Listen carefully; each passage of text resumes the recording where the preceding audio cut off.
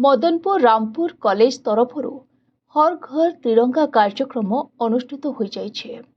आसंता August 15 भारतर 80तम स्वाधीनता दिवस उपलक्षे प्रधानमंत्री नरेंद्र मोदी आह्वान क्रमे सारा भारत में हर घर तिरंगा कार्यक्रम अनुष्ठित होउछे।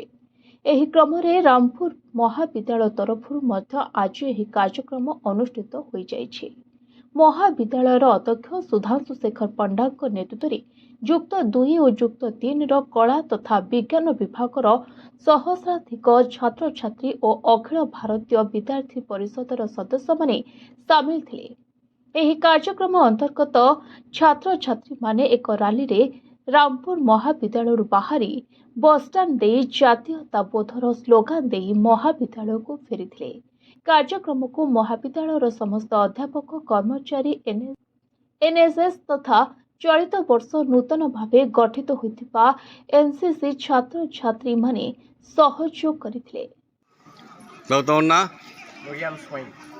क्लास काना पढ़छो मोटा बीएससी बोटनी ऑनर आज मोरामपुर महाविद्यालय तरफ गोटे विराट धरण रैली करथिले ता तरफ टिके हमर Madanpur Rampur degree college through आम रैलीटा ऑर्गेनाइज करूँ जेहेतु आम 15 तारीख दिन अगस्त इंडिपेंडेंस डे अच्छे 80th इंडिपेंडेंस डे उपरे आम हर घर तिरंगार आम जातीयता आम इटा देखाबार लगे आम करूँ।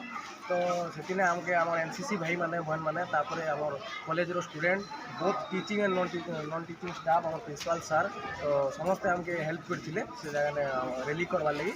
कॉलेज कैंपस रू आम बस स्टाण्ड तक जाइलु आउ बस स्टाण्ड तापर आम बैक करूँ रामपुर कॉलेज के।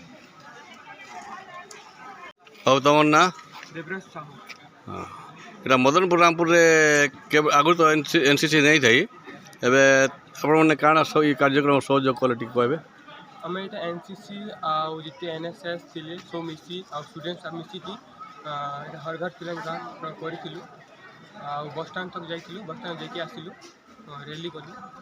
Bureau report voice of Odisha live.